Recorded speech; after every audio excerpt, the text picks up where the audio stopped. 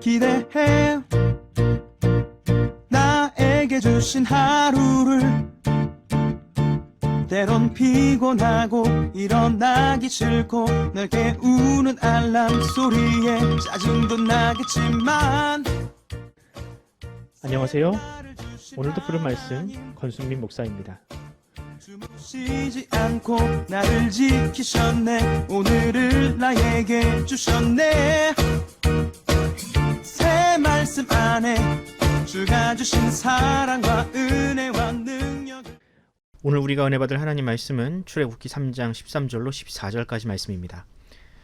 모세가 하나님께 아뢰되 내가 이스라엘 자손에게 가서 이르기를 너희의 조상의 하나님이 나를 너희에게 보내셨다 하면 그들이 내게 묻기를 그의 이름이 무엇이냐 하리니 내가 무엇이라고 그들에게 말하리이까.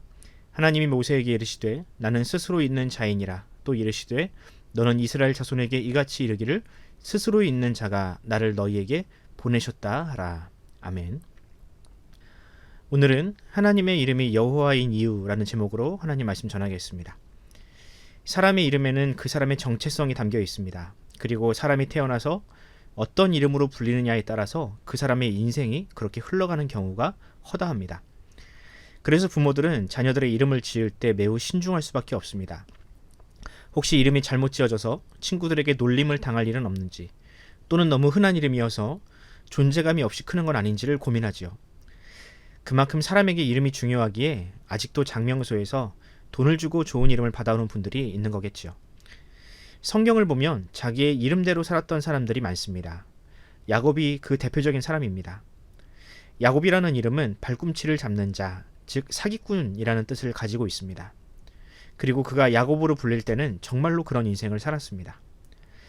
야곱은 자신의 목적을 위해서 형과 아버지를 속였고 또 삼촌 라반과 서로 속고 속이면서 그의 인생을 허비했습니다.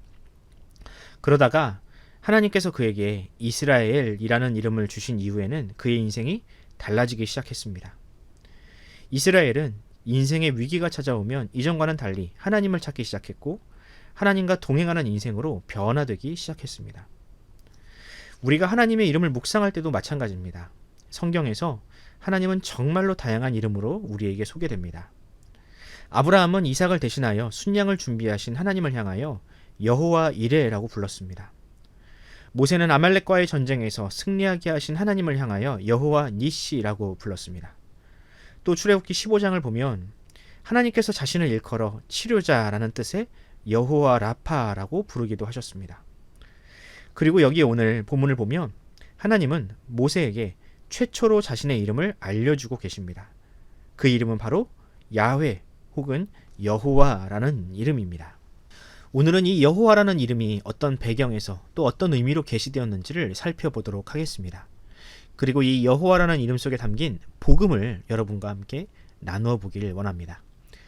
출애굽기 3장에는 모세가 애굽에서 도망하여 광야에서 양을 치다가 불타는 떨기나무 속에서 하나님을 만나는 장면이 등장합니다.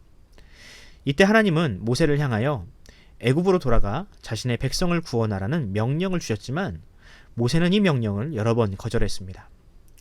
오늘 본문 역시 그런 거절의 연장선에 있었습니다.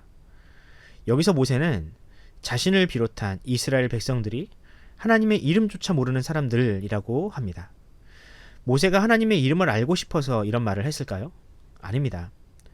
이 말은 그만큼 자신들과 하나님은 관계가 없다는 뜻입니다. 당시에는 신이라고 하면 어떤 의식이나 예식을 통해서 감동을 시켜야 하는 존재로 인식되었습니다.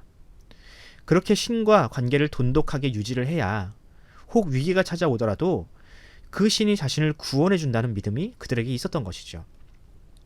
그런데 모세와 이스라엘 백성들은 정작 자신들을 구원하겠다는 그 하나님의 이름조차 모르고 있습니다. 심지어는 그 하나님께 어떠한 예배와 제물도 드린 적이 없습니다. 그런데 어떻게 자신들이 하나님께 구원을 기대할 수 있겠느냐라고 모세는 지금 반문하고 있는 것입니다. 우리는 모세의 이런 생각을 공로주의라고 부릅니다. 보통의 종교들은 이런 공로주의와 부채의식을 강조합니다. 그리고 사람들은 이런 부채의식과 공로주의를 강조하는 종교를 더 선호합니다. 신 앞에 열심히 공덕을 쌓아 놓아야만 장차 내가 필요할 때 신에게 도움을 받을 수 있다. 이게 얼마나 합리적이고 타당하게 보이는 생각입니까? 내세에 대한 기준 역시 마찬가지죠. 이 땅에서 선한 일을 많이 한 사람 혹은 종교적인 활동을 많이 한 사람은 내세에 그 선행에 합당한 대접을 받게 될 것이라는 그런 가르침이 사람들에게는 더 쉽게 이해가 됩니다. 그런 모세에게 하나님은 자신의 이름을 이렇게 알려주십니다. 여호와, 그 뜻은 나는 스스로 있는 자라는 뜻입니다. 왜 하나님은 모세에게 이런 이름을 알려주셨을까요? 모세의 거절과 이 여호와라는 이름은 과연 어떤 관계가 있을까요? 이 여호와라는 이름에는 사람의 종교심과 공로주의를 배척하는 복음의 원리가 담겨 있습니다. 하나님께서 스스로 계신다라는 뜻은 사람의 종교적인 헌신이나 어떤 공로에 영향을 받지 않는 분이라는 뜻입니다. 사람의 그 어떤 노력과 열정도 하나님을 움직일 수는 없다는 뜻이죠. 하지만 사람들은 이런 무조건적인 은혜, 사람의 공로가 배제된 하나님의 구원에 쉽게 동의하지 못합니다. 왜냐하면 사람은 본래 자기의 힘을 의존하는 존재라 자기의 어떤 공로가 구원의 조건이 된다고 하면 그것을 더 신뢰하고 믿기 때문입니다. 하지만 하나님은 결코 자신의 영광을 빼앗기는 분이 아닙니다. 하나님은 스스로 계시는 분이기 때문에 그분께서 기뻐하시는 일을 할 뿐, 그 누구의 공로와 또 혹은 종교적인 열정도 그분에게 영향을 줄 수 없습니다. 그러므로 하나님은 모세에게 이렇게 말씀하고 계십니다. 착각하지 마라. 너희가 잘나서 구원하는 것이 아니다. 나는 나의 영광을 위하여 너희를 구원할 뿐이다.